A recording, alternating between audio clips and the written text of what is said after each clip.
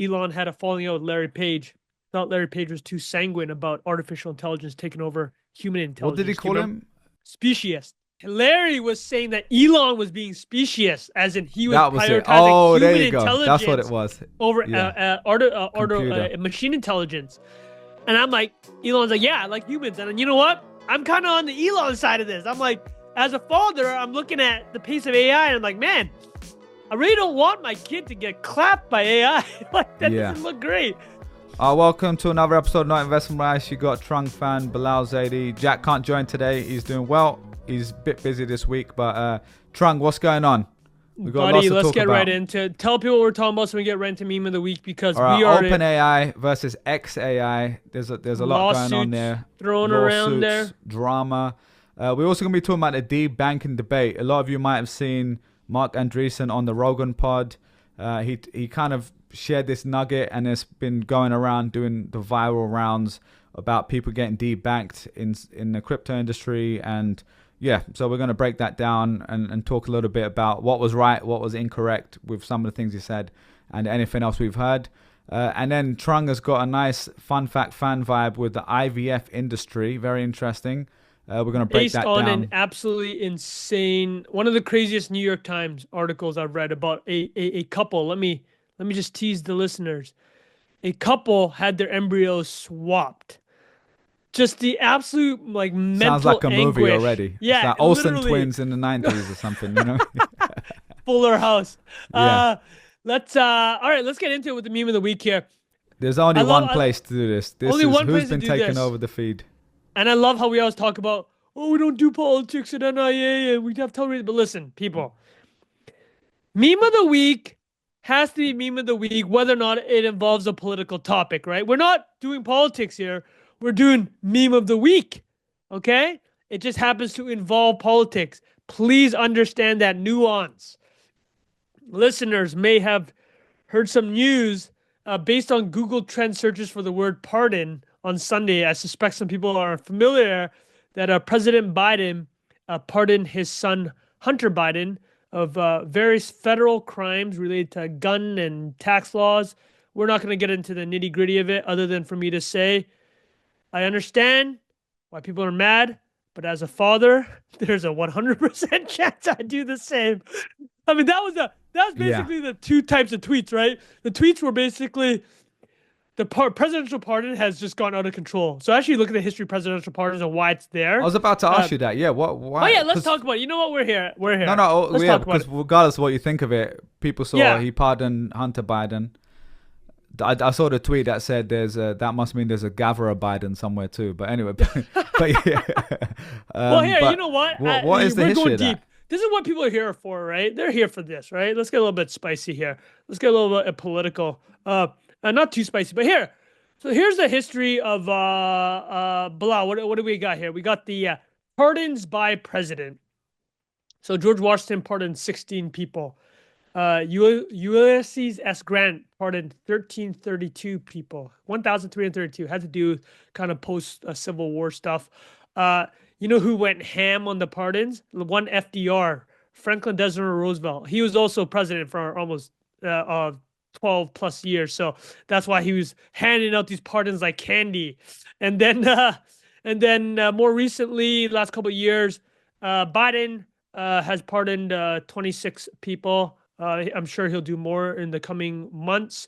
Obama pardoned 2,000, almost 2,000 people, including quite controversially Chelsea Manning, the former military officer that leaked a lot of documents to WikiLeaks. But the reason why I'm showing this is a lot of pardons going on over history, some much more controversial than others.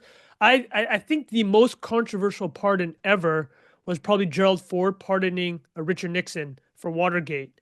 But I'm sure there was some behind the scenes arrangement there for when Nixon resigned. But that was very, very controversial. And about pardoning family members. So this actually happened. It's not the first time this has happened. Bill Clinton pardoned, I believe, his half-brother.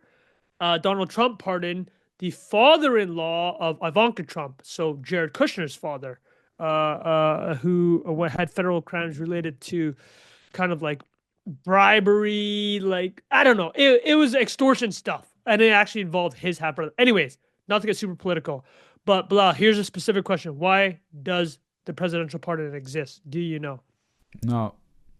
Okay, so when the founders, the founding fathers of America, what are the three key institutions of America? What are the three pillars of government?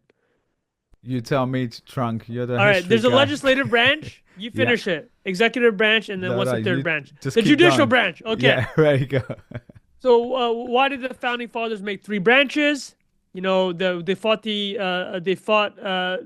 Revolutionary Wars and split from England because they didn't want a king, but they also didn't want to recreate a king-like figure in America. So you have the legislative branch to do the laws, to create the laws. You have the executive branch to execute the laws, and then you have the judicial branch to make sure these laws aren't insane.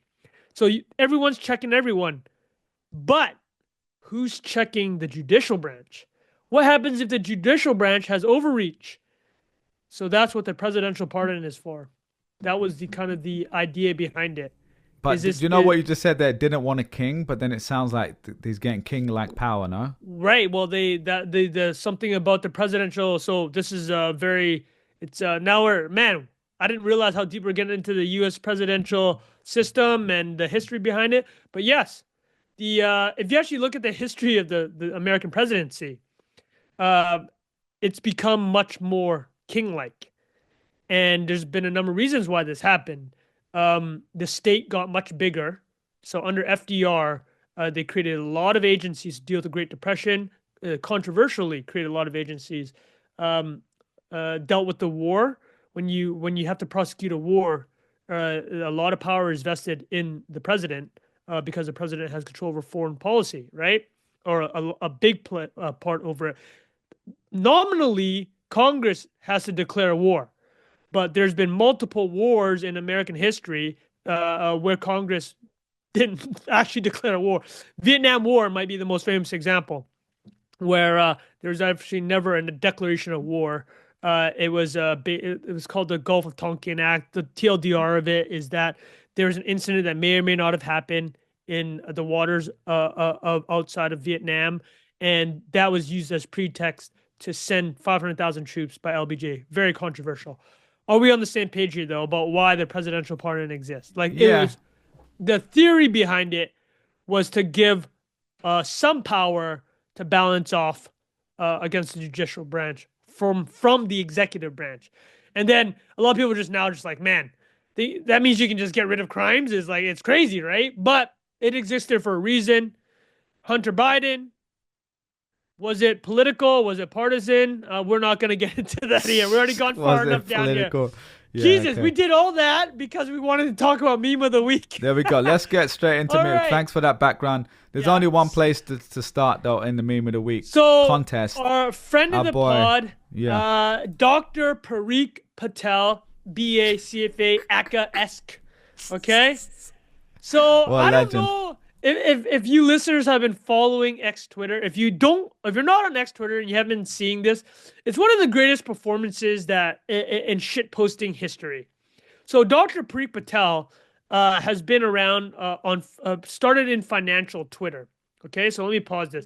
He did a lot of memes about the markets. I think his first big one was about Tesla. He made a financial model that was really funny about Tesla, and then just all around shit poster.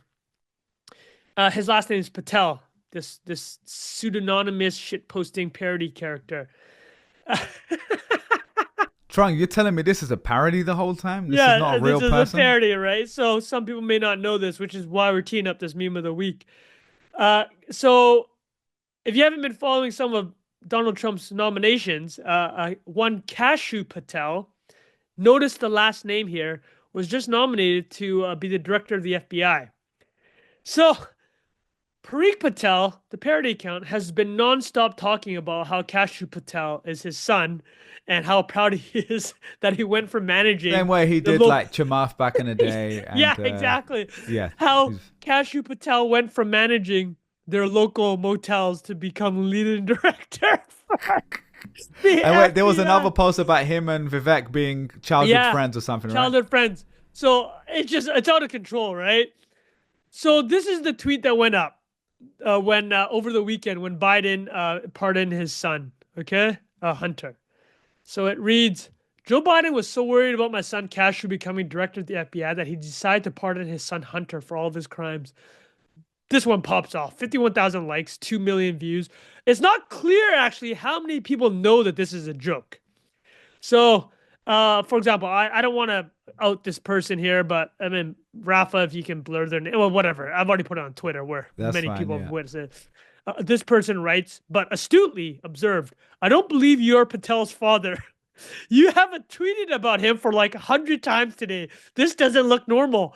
You know what? That was quite an astute observation. It doesn't There's a look lot of normal. those other replies were like, "Oh, Yeah. this guy's a patriot." Like, oh, my. And then one of my favorite ones is I sent you guys in the DMs is the person's surname was like Burger, and then the person had said like, "Oh, I actually met him recently," and that was it seemed to be being serious. It was like maybe a real person, and then he's like, "Yes, my son did tell me he met a great patriot with the surname of Burger or something like that," and it's like he's doing Unbelievable. some insane. The one I'll also call out is he's been talking about this is a real brown thing here, which a lot of people won't even get the joke, but he's been saying he is smart, he has big brain, he eats badam, which is almonds. It's like when you're a kid, it's a typical like Pakistani Okay, Indian incredible. auntie thing to be like, have your almonds, it's good for the brain. So you were And dying when you read that. I was You were cracking. I dying. was literally dying because I was like, man, this is like, and he's talking about like turmeric milk, like this very specific thing. So anyway, great performance as you said, but did you? Okay, let's Newsweek- continue.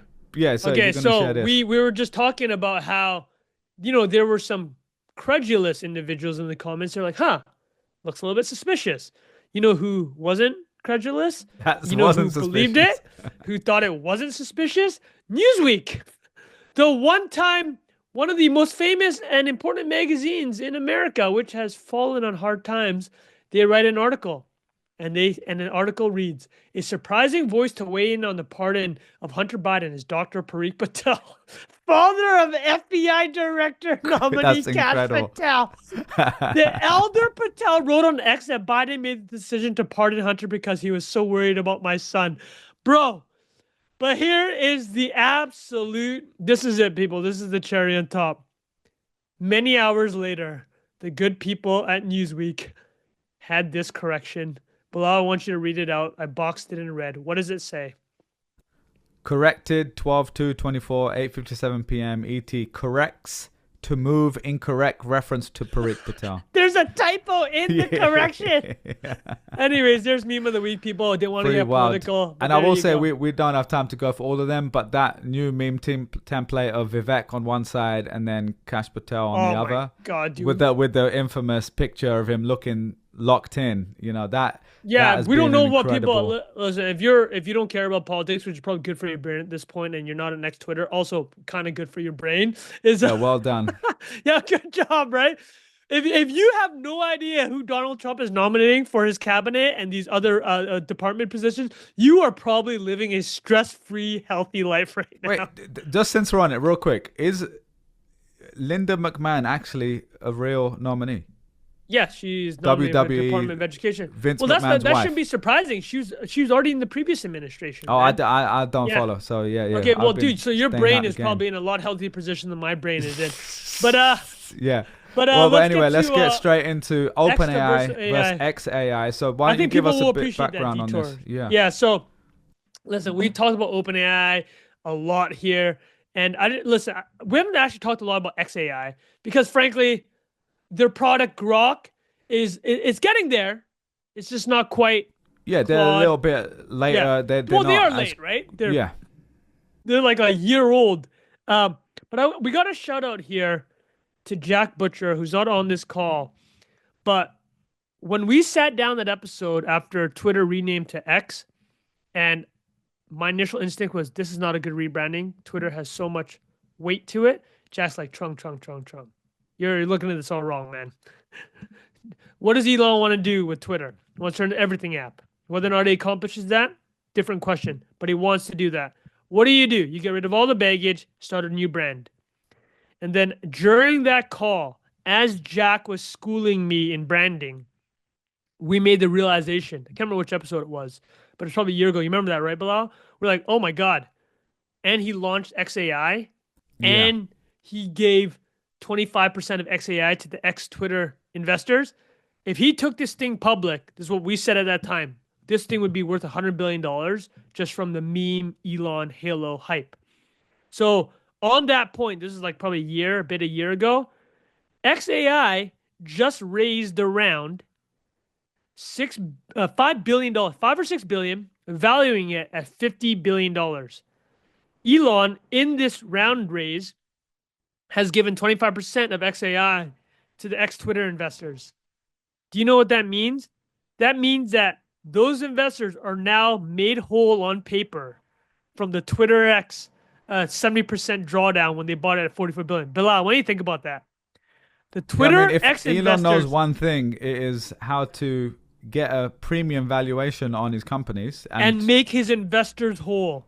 Yeah, This completely. dude, unbelievable. You're not going to bet So, against him winning, is the point. yeah, It may be it's, won't win the whole market, fair enough, yeah. but either way, it's an interesting play for You sure. may not 'cause, agree with everything he says or does. You probably don't. But this man, you do not bet against Elon Musk. The Financial Times article, which wrote about how their investors were made whole, literally just asked one of the investors, and the investor goes, there's a lot of adages in technology. And he's just like, one of them is you don't bet against Elon. So a lot of people are probably wondering, wow, xAI is worth $50 billion. That must be one of the most expensive startups in the world. Here, let me list to you off, Bilal, the 6 biggest startups in the world. And you tell me what 3 of them have in common. Number one, Okay. SpaceX just did a secondary round at 350 billion. That's number one. ByteDance, number 2, is worth 300 billion. TikTok. Number people, yeah. 3 is OpenAI, 157 billion. Number 4 and 5 are Stripe and Shein. I think 60, 70 billion. And number 7 is xAI, worth 50 billion. Did Stripe go down? Did Stripe go down in value there? Yeah, they took a down round. They took a couple Round, down huh? rounds. From like Um, 100 plus, I thought. What does OpenAI, xAI, and SpaceX have in common, Bilal? One Bilal Zaidi. Well, yeah, we got a little common denominator there. Well, who's the Elon Musk common was the founding original individual, person for founding OpenAI too. funder for Yeah. that? But So you said, yeah, he- SpaceX as well, obviously, as well, is 3 of the number top 1. 6. So there you go, man. Pretty incredible. So, but anyway, that's all teeing up the third lawsuit that Elon has launched against OpenAI because, for people that may not remember, he was the founding investor for the nonprofit of OpenAI. I think he put 50 million in, right? Originally, Right. apparently. 50 to hundo. And then in 2018, oh shit, this is actually great. We're talking about this. Did you see, as part of this lawsuit that came out, all of the emails between OpenAI, all the key members? I've probably seen like snippets. I haven't gone through the whole thing. Do you remember anything that went viral? Not really. If you mention it, maybe I'll remember. But go on. All right, so I'll talk about interesting? the origin, just get everybody up to speed a bit. But so Elon founded it with Sam Altman, Greg Brockman, who used to be the CTO of Stripe, Andre Karpathy, and Elias Scaver, the Andre chief then went scientist who left. to was it Tesla? Right, he was AI at Tesla. No, Andre Karpathy, yeah, was head of AI at Tesla. Yeah. But like 2015, found it as a counterweight to Google because Elon had a falling out with Larry Page. Thought Larry Page was too sanguine about artificial intelligence taking over human intelligence. What did he call him? Human? What was the word? Anti-human? Or there was a there was a speciesist. species. So for people who are only listening, Trung had to do a cough, and you I got a lot of expertly cough done going on there. You did a great little mute, and then you went straight in. I got another very, one very coming. good. So why don't you talk through species? What does that mean? I think he was. I forgot what it was, but it was something about. It was about the humans. Like it came across like Larry didn't care enough about humans or something like that. Larry was saying that Elon was being specious, as in he was That was it. prioritizing Oh, there human you go. intelligence That's what it was. over Computer. machine intelligence. And I'm like, Elon's like, yeah, I like humans. And you know what? I'm kind of on the Elon side of this. I'm like, as a father, I'm looking at the pace of AI, and I'm like, man, I really don't want my kid to get clapped by AI. Like that doesn't look great. So these emails are fucking crazy, bro. But I'll tell you a couple that stood out. One that stood out was when they were recruiting. So Google found out that OpenAI was making this play to become a research lab, and it was pretty insane. And what they did, they're just like, okay, who is Elon and Sam trying to hire? We're just gonna triple their revenue. I mean, triple their salary. Just whatever they're gonna do, offer 3 times that. This is what And OpenAI did. no, Google Oh, Google. found out Okay, the yeah, yeah. people, the researchers, like just triple it. And Yeah. then it was like all hands on deck email thread. And Elon, the funniest thing is like Sam Altman will write these like 1,000 word, really smart, articulate emails, and then when you know the who's in power game with the replies. It's like Elon will just be like, okay, right? It's like Yeah, the it's like okay, the period, it's like full stop, less yeah. 5 word. Every reply is under 5 words, right? But this one, when they found out that Google is basically going to shut down the lab, Elon just goes, okay. He replied to, he's like, I'm on this 24/7. This is my number one priority. I will call any researcher we need to have. I need you guys to talk to Elias Sutskever, 2x the salaries. I don't care. Whatever it takes, we need to get them. It's just like you're seeing. I think the way somebody described it is like everything you know about recruiting and like HR just gets thrown out the window for the that best of the level, best, yeah. right? Yeah, Yeah, for like it's a fight for that talent. That's the scarce resource there, exactly. yeah. And this is what, and when you listen to stories about how Elon builds these organizations, like he hired the first 3,000 people at SpaceX. I mean, this is why personally hired, like met each one individually. Is like when you read these email chains, you get it. He's just like, listen, I need the most important person. End of story, right? Like one of the most famous ones actually was a high-ranking SpaceX engineer. He's trying to hire somebody, and they're like, my wife kind of likes where we're living. I don't think I can move to LA. Elon's like, listen, I know Larry Page at Google. Your wife works at Google. I'm gonna call him. We're gonna move her to Google LA. And that's literally what happened. It's unbelievable, man. Yeah. But anyways, back to now. In the past year, Elon has put out 3 lawsuits against OpenAI. Some people are like, oh, this is sour grapes. Reid Hoffman has said that. It's like, in 2018, you chose to leave OpenAI because you didn't see the progress you wanted. So basically what happened in the 2018 breakup was Elon's like, we either, because everybody made the realization that you need massive resources to compete, right? And as you're seeing now, these data centers, the chips, the access to compute, they're like, okay, well, if we're going to compete against Google, we need a lot of money.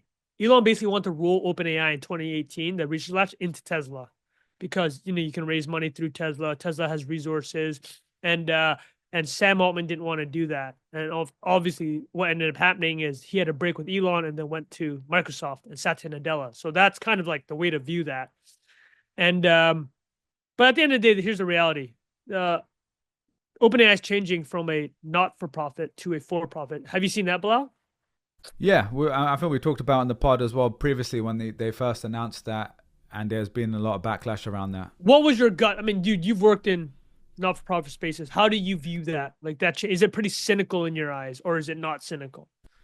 Not necessarily cynical. I think the summary, without knowing all the details, we originally read the intent was supposed to be a not-for-profit to take that incentive out, and that's what I think Elon Musk originally really wanted to stick to. It just felt a little bit sneaky, I guess, is probably maybe Right. not illegal, but just a little bit like you're misleading people. And then the fact the word open is in there, and the kind of joke is, Well, what's they're the not very benefit? open What right what now. benefits do you get from not-for-profits where people could abuse Yeah, well, you this? get like basically no taxes, and there's a lot of Right. like tax benefits mostly. And so I think that was kind of this debate which has happened in the last few months, which is if this actually worked for them, why wouldn't everyone else do it? Exactly. Like for a certain type of company where you're doing research development or whatever, because there are certain criteria that you need to meet. Like you need to actually be doing something for a particular good of society or whatever. But then if you're just using that kind of as a tax loophole to then convert that later, that seems like a loophole that maybe is being used in a way that it wasn't designed. What's the corporate structure called where you do also good stuff as a B Corp? There's B Corps that are kind of in between, but a not-for-profit is very specific because they Right. pretty much don't get taxed for certain things. and they're So tax I think exempt. this. And I'll then summarize also based on what you specifically said. when people give money to it, Yeah. that is a gift Oh, that's tax right. exempt too. So They. that's So, why it is actually important. If you so go that to a actually B is Corp, interesting, that's right? not the When you same. said it though, it's like, why wouldn't everybody just do this? It's like, well, we just no one's gonna get taxed, right? Um, but yeah, I mean that's what's basically coming up now. Is like, why wouldn't everybody just do this? So the way people are viewing this is, uh, well, what Elon's trying to do with this lawsuit, a lot of it's a little bit lawfare-y in the sense of he's going after OpenAI because I'm sure he's kind of annoyed, right? I mean, I'd be pretty annoyed too. He gave 50 to 100 mil to an organization, and then as a nonprofit, and it's going to turn for profit. So people are basically saying it's like, okay, well, shouldn't if you go for profit, now you're going to have to look through the initial funding. Does this mean Elon gets 10% of the company? Right? It's like some crazy implications here of like turning this to a for profit. He wants to sue it. And from my understanding of what I've read, is I don't know if the suit's gonna win. It's the third one they've done, but it's exposed a lot of the underpinnings of what's going on. Some of the skeletons in the closet, and and sorry, good lord, I got this like lasting like throat thing, and listeners don't care. Here comes another cough, people. Hey yo, All there right, you but go. Rafa, you might want to mute that one up. That's all right. But so third lawsuit is basically saying they're going after an antitrust angle. They're saying uh, OpenAI's recent funding round, the valued at 157 billion. It wasn't written in paper. Basically, told the investors like we don't want you investing in other companies, and so that's the state of that. I'm not sure where this is headed, but xAI hasn't had problem raising money as we just discussed. It's like, and now I want to talk about xAI specifically because this segment is called OpenAI versus xAI. So what makes xAI worth 50 billion? It's quite simple, people. Right now in the AI race, there's probably going to be 5 model winners, the people that own the model, right? Or 5 real competitions. It's Gemini, Llama open source. So Gemini is Google, OpenAI with its underlying models, GPTs, uh, Anthropic with Claude. Claude. Anthropic at this point has basically just become a massive Amazon investment. Amazon's invested 8 billion into Anthropic, and that's more than they've done for anything other than MGM, which was 8.5 billion, and Whole Foods, which was 16 billion. So OpenAI, And you said Facebook already? Did you say yeah, with Llama, open Llama? Yeah, source. yeah. So xAI is there, basically just as you kind of noted, right? Is like it's new. It's very much the newest one of the bunch, and literally just bum rushed the party, and bum rushed the party because it has Elon, and Jensen Huang 2 months ago on the BG2 podcast, which we haven't talked about. They interviewed Jensen Huang, Brad Gerstner, and Bill Gurley, or wait, on their podcast as Brad Gerstner and his team. And Jensen Huang says something insane. He's like, and this will explain why xAI is worth $50 billion. He goes, the xAI team did something that we'd never seen before. It usually takes 3 years to permit, plan, and build a large AI data center. xAI did it in 3 months. They built one in an unused manufacturing plant in Memphis. They spent $5 to $10 billion to get 100,000 H100 chips, which is the main NVIDIA GPU. Well, Blackwell's kind of the next level, but H100 is what they're using right now. Everything that's trained on, all these models, all the inference that we're seeing. And man, when you build a data center, you need understanding for ventilation, HVAC, building codes, cooling system, power, right? And guess who knows a lot about that stuff, or knows people that knows a lot about that stuff, right? This is what happens when you build a $1 trillion electric vehicle company and the most important space company in the world. You understand physics. So they put this thing up in 122 days. This plant, the largest supercluster in the world. And basically people are looking at AI and they're like, okay, well, what at this point, there's those 5 players that I mentioned. And then going to market, you need distribution. He owns X. Right? It's like and training data. Have you seen? I'm just pulling this up, Tron, while you're speaking because I'd saved this one. Did you see this on your feed recently? Yeah, hit me. What does it read? I don't know the source of this, so I was trying to look it up. But essentially, there was people comparing the different AI models. I just wanted to bring up because there's other ones mentioned in here: OpenAI, Anthropic, Google, Meta, xAI. Alibaba, I forgot about. I guess they're working Oh on yeah, Alibaba. something Actually, or this company you point there, DeepSeek, DeepSeek. is crazy. Yeah. DeepSeek is blowing numbers out the water. It's a Chinese LLM. Oh, It's actually yeah, built that's off. interesting. I think basically, apparently, I don't know. For people who are watching this, the bars to the right are positive and bars to the left are negative. I don't know how they actually judge this. I'll tell Um, you something about DeepSeek that's interesting actually, because it's attached to a hedge fund, a quantitative hedge fund. So oh, the reason I bring that up is like these models are so expensive now, right? It's like where's your source of money coming from? and if they've And got a specific thing that works for exactly, them, because right? yeah, it looks like coding is showing like really positive there for them. Math, Exactly. creative writing, not so much. And so yeah, it's interesting.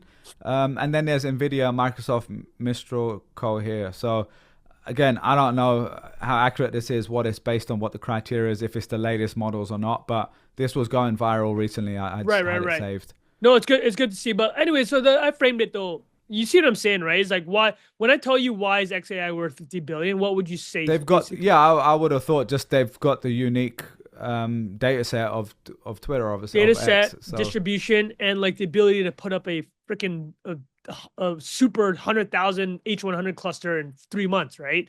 Is yeah, like because the AI race is really it's turned physical now, right? It's bits to add. It's like, can you put up data that physical centers? part, and then the data set is so if Google has Exactly. YouTube, and both OpenAI and them are paying for Reddit, let's say. That's a Yep. unique thing which I think though Reddit is probably selling to probably everyone. I don't know Yeah, if they're they're selling. I exclusive, think but they're selling OpenAI and Google for sure. Well, I'll tell for you what's sure, yeah. crazy actually about this xAI thing is like they put up that plan. A couple of things they did, which well, I mean, it's kind of pissed some people off at how fast they did it, but I mean, it's just like, dude, these guys are really good at what they do, right? They put up the freaking gigafactory for Tesla. This is like the similar team, right? Or that knowledge is they couldn't get like the permitting for certain power sources from the Tennessee government or Memphis government. So they just like they put up like massive natural gas generators in the parking lot because they know how to do that. And it got so crazy that I don't know which company for sure, but like Google or these main competitors we talked about, they've been sending propeller planes to like do surveillance of the Memphis supercluster. And so this recent raise they did, 5-6 bill, they're gonna build another 100,000 chips. But anyways, that's kind of the I think this whole point of this was just to talk about the state of this AI battle, where xAI came out of nowhere to bum rush it, and then obviously the thing that people are talking about now is the running joke that's been on X Twitter has been like Sam Altman went on this listening tour around the world last year, talked to all the politicians, right? Met with Modi, met with Macron, and like tried to rizz them all up. Somebody said that, tried to rizz them, give them that rizz. And I mean, listen, he talked to everyone, and he was the face of generative AI because of ChatGPT. But then Elon backs up the brink trucks, go all in on Trump, and then wins. And now he may be selecting or recommending people to set AI policy, right? So the running joke is like, yo, this dude, Elon, just like Yeah. clipped Sam's big political play here for potentially regulatory capture, and which is actually brings us perfectly into the second segment, the debanking segment, because this Joe Rogan, Mark Andreessen podcast, which went very viral, we're going to talk about the debanking, which I'll have Bilal tee up. But another thing from this chat that also went viral was Mark Andreessen said that a lot of the major AI players, I don't think he specifically named names, but I think we can decide, we kind of know who it is. They try to do regulatory capture with the Democratic Party over AI.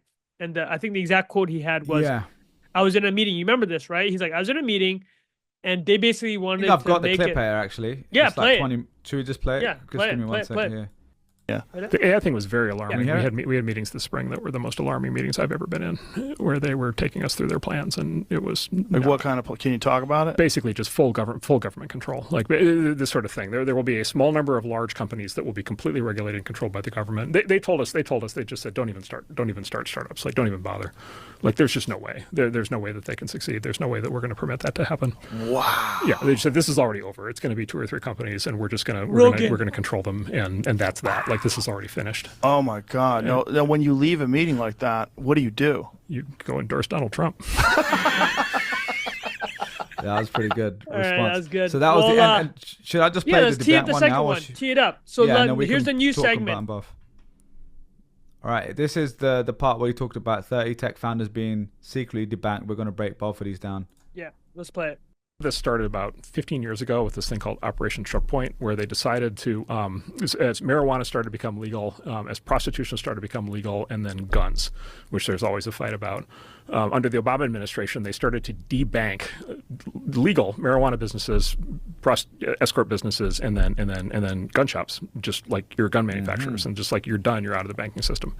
And so if you're running a medical marijuana dispensary in 2012, like you, guess what? You're doing your business all in cash because you literally can't get a bank account. You can't get a Visa terminal. You can't process transactions. You can't do payroll. You can't do direct deposit. You can't get insurance. Like none of that stuff is, you've been sanctioned, right? None of that stuff is available. And then this administration extended that concept to apply it to tech founders, crypto founders, and then just generally political opponents. So, yeah, so that's been like super pernicious. I wasn't aware of that. Oh, 100%. And this is called, so it was Operation Choke Point 1.0 was 15 years ago against the pot and the guns. Choke Point 2.0 is primarily against their political enemies and then to their disfavored tech startups.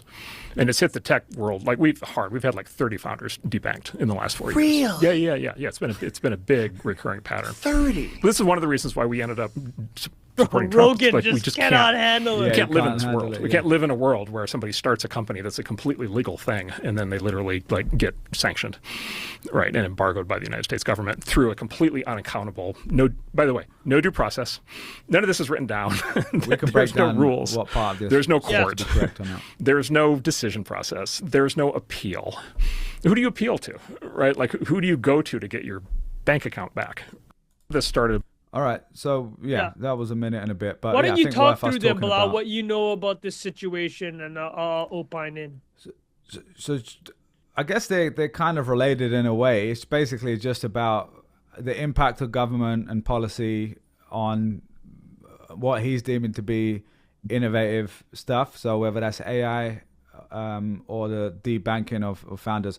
I think the AI part is interesting because there's, he's basically saying they want to keep the big guys, let the big guys keep winning. I'm assuming that's Google, Microsoft, Facebook, or Well, it's maybe because you can OpenAI. control it, right? If there's You only could three control- people, there's yeah. 3 choke points. It's the government just calls up, Exactly. censor XYZ, right? That's kind of the idea. Yeah, and that exactly, yeah. So that makes sense from a logic point of view anyway. I don't know if it's actually true, who knows, but that makes sense on the AI side. On the choke point stuff, that for sure has been very interesting to follow over the last week or whatever it's been since this podcast. He said here 30 tech founders were secretly debanked. Obviously, the way that it's framed is a little bit like secretly, like all this stuff. I don't know if you spoke to the government about this, what they would say, what parts were legitimate, what parts were, there is like anti-money laundering, for example. There's AML laws and stuff like that. Now, I know for sure there's been lots of people I've spoken to as well where just by having crypto stuff hit their bank account, it got flagged. They weren't doing anything illegal. They were literally just moving money from one essentially bank account, in their eyes, Coinbase or something, to their other bank account. And it got flagged. They weren't able to do certain things. Now, since then, lots of people have come on Twitter X and said, oh, I haven't spoken about this, but now he's talked about it. This is my story. This is what happened, etc. So I don't doubt lots of people have been having issues specifically with crypto, given that it seemed to be kind of targeted with a very specific lens. But I don't know. What about you? Because I know you were digging into this a little bit more, because I think there's one part which is the overall story, but then there's the details might not all be exactly correct the way it's being framed, it seems like. Yeah, I think the thrust of the overall story is correct, but the pushback that did come, so we should say, is like, he's obviously Andreessen Horowitz is a massive investor in crypto. Massive, they're probably right? the biggest investors in crypto companies for sure. Which, I mean, he comes out, he's if 30 founders are debanked, right? He's not necessarily hiding the fact that Coinbase is one of their big investments, as an example, right? And so the thing that he did get dinged on, and he actually walked away and walked back, was Andreessen said that the Consumer Financial Protection Bureau, which was started after the financial crisis, It's meant to consumer protection financial bureaus. You can see it in the name, right? It was an independent agency and isn't under the purview of, as we mentioned earlier, the different branches of government. And so EFPB actually it is independent, but they had to change some of the rules. The Supreme Court did to give it less of this idea that it's unaccountable. So the Supreme Court actually just said this is different from how it was before. The president could change the director of this agency. It was kind of done under the aegis of Elizabeth Warren, the senator from Massachusetts, who's been very critical of crypto. So I think the thrust, though, is right. He's Andreessen is directionally correct. He brings up choke point 1.0, which is the idea that early in the 2010s, under the Obama administration, we mentioned this idea. What does choke point mean? It's because the financial institutions in America, after financial crisis, it really turned into like just a handful of the big banks, the JP Morgans, the Bank of Americas, and it just made it much easier to use financial persecution or the financial kind of, you pull the financial bar to take somebody out of the economy. And that's really how you silence people, right? You take them out of the economy. They can't function, can't live it. Man, you can't access your bank account. You can't do anything. If you're a critical political voice against quote unquote the powers, you kneecap their finances. They can't really be arguing against you or pushing their policies.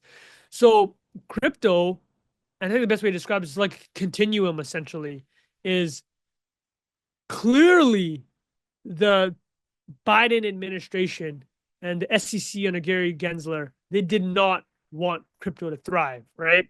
There are a lot of bad things, and this isn't to excuse everything that happens in crypto. We've talked about this, right? It's like, listen, man, crypto, a lot of shady stuff's going to happen. That's just the reality. Any bubbly environment, there are going to be people going after the money, the cheddar.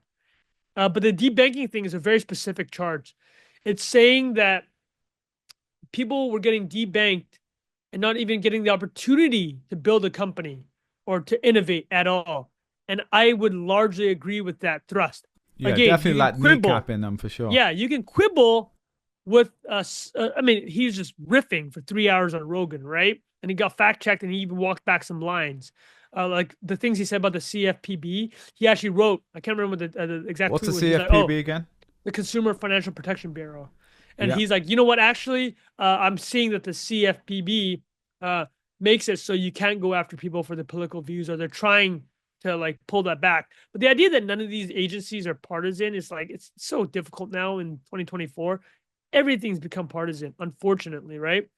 But I think, again, choke point one, early Obama 2010s, during Obama, early 2010s, is, as he mentioned, marijuana, gun ownership, gambling.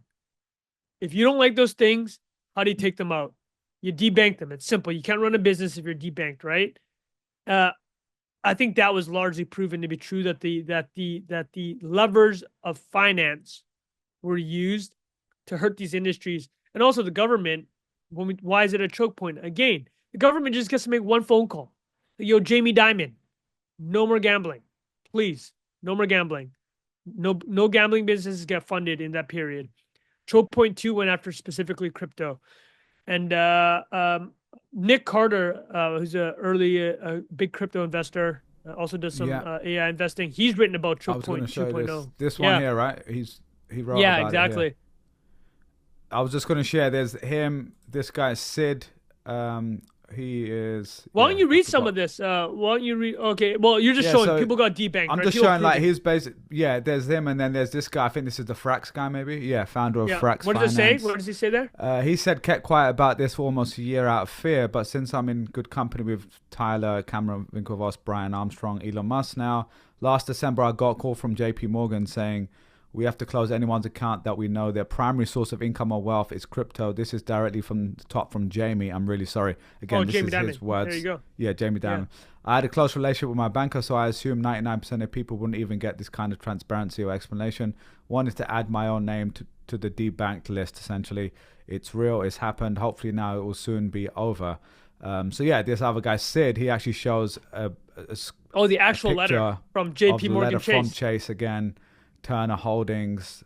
You know, if you're interested in reading this, you can click over to the video on Spotify or YouTube and read this properly. We can share it in the show notes as well. Well, But Bilal, yeah, I let think me. Nick did a whole breakdown of this, didn't he? Yeah, he did. He did it in 2023. He called it. It was a pretty big hit. And well, let me just put it this way. The main thing I want to say here, there's a continuum, and there are legitimate reasons. Actually, just think about it. What is Charlie Munger's quote about incentives, Bilal? Well, like we always talk about it here. Tell me the incentive, and I'll show you the outcome. Right? Yeah, exactly.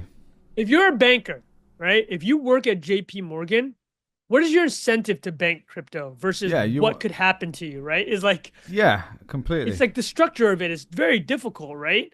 Because yeah, a lot of crime happens in crypto, right? It just does, right?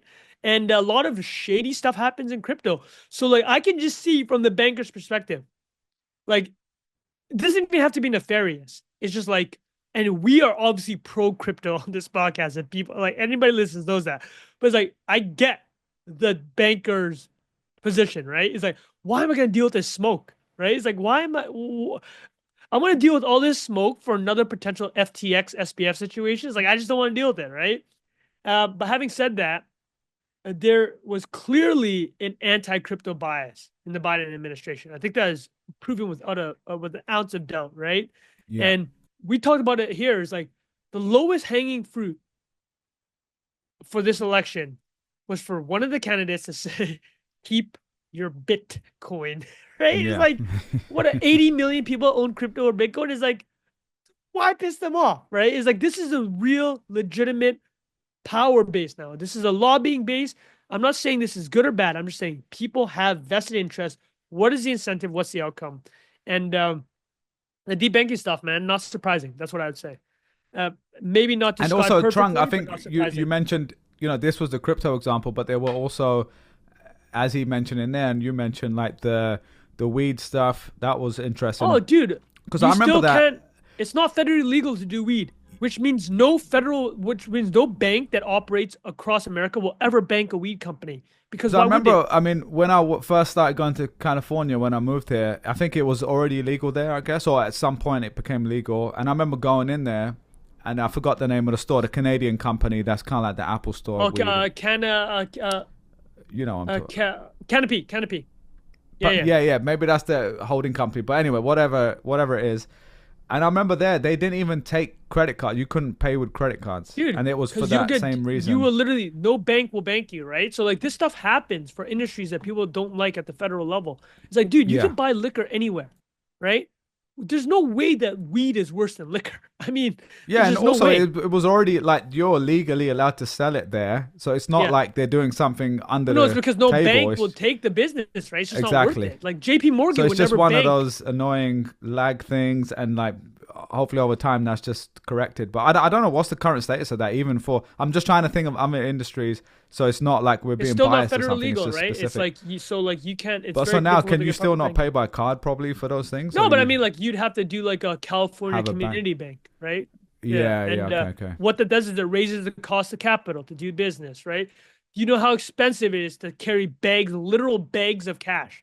Do you know what the criminal risks are? You're gonna walk to the bank. You know how much money you have to pay for security? Like just the cost of being debanked is massive, right? And and the same with stress prostitution, of it, dude. Think about Visa. And again, right? It's like this example, MindGeek, which owns Pornhub, Xvideo, Xhamster, websites I've heard of but never been to, is like, so these places, when they had problems with amateur videos, what happened? Visa just said, okay, we're just going to take you off of our network. Fix this. Guess what happened? They fixed it. So like, you could see that as a positive, but it's one of these situations where would you want this power in your worst enemy's hands? That's always like, that's all like here we talked about let's land the plane with this. When Justin Trudeau, when Trust Fund Trudeau, Trudeau. So that's funny. When this clown debanked a bunch I'll of get political on this pod unless it's of Canada. Then Canadian Trump is allowed citizens. to say Oh what he yeah, wants. sorry, yeah. What now? I'm saying what I want is like, well, what did we say? Is like, you know, this is a extremely powerful weapon. You use it Trust fund knowing Trudeau that sent me there. your That was worst funny enemy as hell. might use it, right? So like, let me land the plane with that. You want to debank industries you don't like? Cool. Now the other person in power, they might debank industries that you do like, but now you're no longer in power. So think about how you use it, right? That is the general principle here. Yeah, I'm curious to hear from other people in the comments and stuff as well, because I know a lot of people listening to this have worked. I mean, I've met and spoken to people who literally work in proper crypto companies that listen to this. I wonder or started stuff. I actually wanted to ask Jack as well, because obviously a lot of his income in the last few years has come from, he's been selling his art in ETH, right? So I don't know if he had issues when he was. I remember when he was buying the house or whatever. Be curious to hear from him as well. But all right, great stuff on that. Should we wrap it up with the IVF story? Yeah, I'll tell this story, man. It's insane. What the hell was this? This was wild. This is like a straight up movie here. Yeah, I'm just gonna read out to you the summary I have here, Bilal. So, I mean, dude, at this point, you must have a lot of friends that went through this, right? We're not gonna name names. Yeah, I think it's definitely become very common in the last, few years. I mean, maybe it's been common for a long time. Maybe it's just my age group hitting where all my friends. Well, let's put it this way: kids. your former employer, we haven't mentioned them, and said that you're a former employer, but Google famously does a lot of like embryo freezing stuff, right? Because they want to. Yeah, I think Meta too maybe does that as well. Right, there's a tension. Are you talking about for employees, like you're allowed to exactly. freeze eggs and stuff? Yeah. I mean, it's a bit cynical in the sense of you want people just to work, right? So like you help them delay the decision to have a child, which will impact their labor productivity for your company, right? That's the cynical aspect of it. Yeah, that's the cynical yeah. But I mean, I'll just tell this story, which is one of the craziest stories I ever read in my life. Let me know if I'm reading this. Let me know if it makes sense, and we're on the same thread here. So they swapped embryos, okay? So there's couple A and there's couple B. We're on the same page. Two couples. They go to the same IVF clinic. The IVF gives each mom the wrong embryo. Okay. So let's say couple A has a baby. They're like, this baby doesn't quite look like either one of us. But that happens a lot, right? The early days, you're just not 100% sure. This sounds like a movie even more now, Trung. Right. So the couple A is like, we're just going to do a DNA test. It's like, it doesn't look like either one of us. It was a white couple. This kid looks Asian. It's like, we're just going to do DNA tests. Like, what's funny, the way they described it was, you know how people use humor, right? Just kind of cut through the things they don't want to talk about. Like the dad kept on making jokes like, wow, looks really Asian. And then like started laughing nervously. And then they're just like, this is, maybe it's not our kid. So they go find out 99% chance not either mom's kid. But here's where it gets crazy. So, you go through this entire process. IVF is very psychologically difficult. And, you have a kid psychologically difficult, particularly for the mom. And they're like, by most laws, I think federal law and most state laws is the paternity is the genetic parents get paternity. So, they went through this whole thing with this child and they're like, okay, if we find out that it's not genetically ours, we literally just going to lose the child, right? Understand? I get it. Genetically, you want to prioritize that, but in their situation, they're like, we're just going to lose this child. So like, fuck, should we even tell the IVF clinic and like risk losing our kid? But they're also just like, I wonder what happened to our embryo. Like, where's our embryos? They're like, screw it. We're just going to tell them. It's the right thing, right? There's like, we're just going to tell them that there's been a mess up. IVF clinics, oh yeah, we messed up. Just like totally, yeah, we messed up. And they're like, oh, by the way, we gave your embryo to another couple, and it just so happens they live 10 minutes away from you. So there's other insane, right? So this is like a 1 in a quadrillion possibility of happening. So the two couples, the other couple went through the same thing. They had suspicions that their kid wasn't their kid genetically, but they didn't do a test. IVF clinic called them though. And now they're like, okay, let's just go meet this other couple. It wasn't even sure. So I'd ask you, Bilal, imagine you're one of these positions. Would you just be like, hey, let's switch babies? Like, it's not that easy, right? You just like, let's just switch babies. Like, there's psychological attachment. Yeah. It's kind of, I mean, it was kind of traumatic, man. Like, you've gone through this whole, especially for the mum, she's gone through this whole crazy situation. And then all of a sudden you're like, wait, actually wrong let's swap it out here. What's going on? You know? Yeah, so it's like very weird. You nailed it. It's like, so they're sitting in this legal like conference room at a law firm. It's two families. Like, but here's the funny thing. I mean, you kind of nailed it. For the moms, it's difficult, understandably. But apparently, both the dads in the back of their minds, like, we got to swap these babies, right? It's like, it's got to happen. But no, everyone's kind of dancing around it. And then when a dad just blurts out, he's just like, listen, we gotta switch the babies. And and then everyone's like, okay, yeah. Thanks for saying that. Let's switch it. But here's the thing. They're 3 months old, positive. Won't remember most of it, but a couple complications. So the positive is that they're both 3 months. The other positive is that both families are in similar financial conditions. So like it'd be a little bit tough to be like, oh, like we're switching babies, but like you're still attached to this brand new baby, even though it's not genetically yours. But here's the real complication. They both have already grown children, 5, 6 years old. So now these kids are going to be like, oh, by the way, like your new sister you thought you had, we're just going to switch her. So like a lot of like weird things are going on, right? So here's how they resolved it. They agreed that they're going to swap the babies and get their genetic baby back, but they need to ease the mums and the sibling in, understandably. So they start with daytime visits. Families go to each other's homes, daytime visit. Then they did babies go to each other's house without the other mom, right? So the genetic mom gets the baby back. So it's building up. And then they just did a sleepover one day, the first sleepover with the baby, and then they just pounced it on both of them. It's like, that's it, we're done. No more to this thing. One of the moms didn't realize it was happening, and she was like completely shook, right? Understandably. But the only way they can normalize it is during COVID, they lived as a pod. So both these families lived. Bro, how's that for a movie? That, you want to talk a about blessing a in movie? disguise, you know, like kind of a crazy situation, but you're man. So that is a wild story, dude. Insane, dude. So these two kids growing up believing they're siblings or like half siblings, like that's how close they've gotten. In a way, they kind of are by this point, right? But obviously extremely like traumatic. Yeah. They sued the clinic, both the families. No, exactly right. They sued the clinics, understandably. But it brought up a larger question though about IVF and private equity. So you may not know this, but a third of IVF related births in America are by a clinic that is owned by private equity. And you know what private equity likes? They like optimization, which means they like volume. Like those margins. Which means cost cuts. You know what I mean? Which means safety might not be the number one concern, right? So, I mean, this is an extremely rare incident, but it does raise questions about private equity ownership of IVF clinics. Why are IVF clinics not regulated in the same way hospitals are? They probably should be, or to a similar high standard, right? What else? Yeah, so like a lot of questions. I'm really curious how this compares. Sorry, Trung. I'm curious how this compares to mishaps in regular hospital births. You know, like getting the wrong baby in a hospital, like that, taking that variable out of it being a private equity owned thing versus public health run hospitals, which obviously have their own bloat and issues as well. Because this obviously sounds like a crazy one-off story. I wonder how frequent it is that stuff like this happens in both scenarios.